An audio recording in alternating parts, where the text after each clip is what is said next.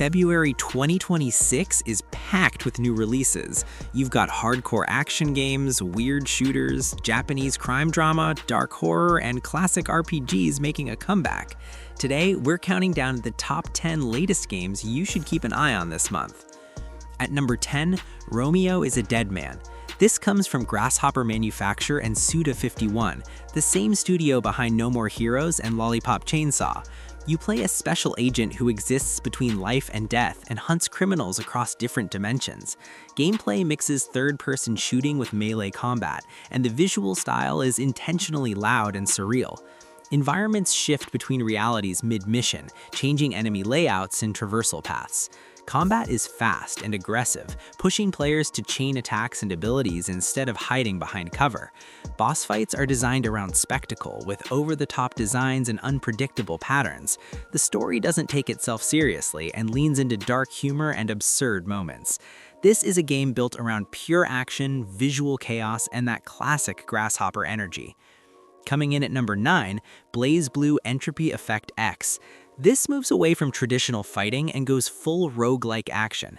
You pick a character, enter procedurally generated stages, and fight waves of enemies while collecting upgrades during each run. Every character has their own combo routes, movement abilities, and special attacks. Runs feel different every time thanks to random buffs that change how skills behave. Some upgrades boost damage, others alter attack patterns or add elemental effects. Between runs, you unlock permanent improvements that slowly make future attempts stronger.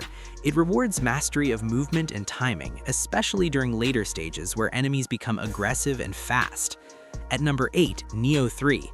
Team Ninja keeps its deep combat system with stance switching, key management, and weapon variety. You can swap between weapons mid-fight and use yokai powers absorbed from defeated enemies. Level design is more open compared to previous entries, with branching paths and hidden shortcuts.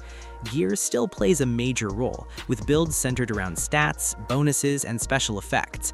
Boss encounters remain demanding, forcing players to learn attack patterns and manage stamina carefully. The game focuses on skill-based combat rather than button mashing, making every victory feel earned.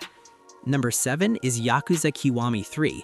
This remake brings Yakuza 3 into the Dragon Engine, giving it modern visuals and smoother combat. Kiryu returns as the main character, balancing life at an orphanage in Okinawa while getting pulled back into criminal conflicts. The open areas are packed with side activities like batting cages, karaoke, and arcade games. Street fights happen in real time with heat actions that deal heavy damage. The main story stays emotional and grounded, while side missions often go in completely ridiculous directions, keeping that classic Yakuza balance between drama and comedy. Moving on to number 6, High on Life 2. The sequel expands on the talking gun shooter concept with larger environments and more varied missions. Each weapon has its own personality and abilities, and they constantly comment on what's happening around you.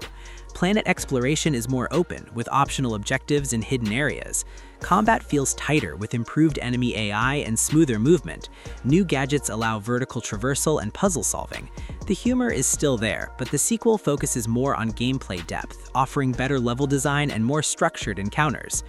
At number 5, Reanimal. Made by Tarsier Studios, this cooperative horror game puts two players in control of siblings trying to survive hostile environments. There's no traditional combat system. Instead, players rely on stealth, timing, and teamwork to avoid creatures and escape dangerous situations. Many puzzles require coordination, with one player distracting enemies while the other activates switches or clears paths. The atmosphere is heavy, using lighting and sound to build tension. Enemies react to noise and movement, forcing slow and careful progression. It's designed around shared survival rather than solo hero moments.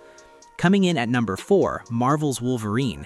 This is a focused single-player action experience built around close-quarters combat. Wolverine uses claws for fast combos, counters, and brutal finishers. Healing happens naturally through regeneration, encouraging aggressive play instead of hiding. Enemy encounters are designed to feel raw and physical, with breakable environments and cinematic takedowns. The story centers on Logan alone, exploring his past and inner struggles. Insomniac confirmed a mature tone, allowing darker themes and more violent gameplay compared to their Spider-Man titles.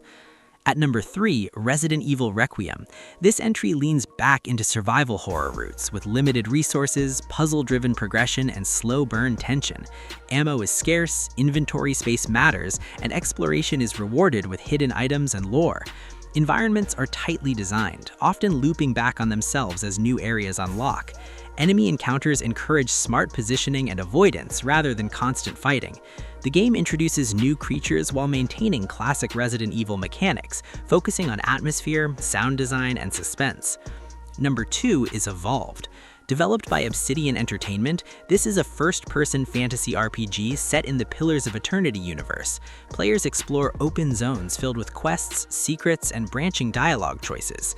Combat mixes melee weapons, bows, magic, and firearms depending on your build. You can dual-wield spells, carry shields, or go fully ranged. Choices affect story outcomes, companions, and faction relationships. The game emphasizes player freedom, allowing different playstyles and moral paths. Exploration plays a big role, with hidden caves, side missions, and optional bosses scattered across the world. And finally, at number 1, Dragon Quest VII Reimagined. This is a full remake of Dragon Quest VII rebuilt with modern visuals and smoother systems. The story revolves around restoring lost islands by traveling through time and solving problems in different eras. Characters can switch vocations, learning abilities across multiple classes that carry over between jobs. Enemies now appear on the map instead of random encounters, improving pacing. Battles stay turn-based, but animations and menus are faster.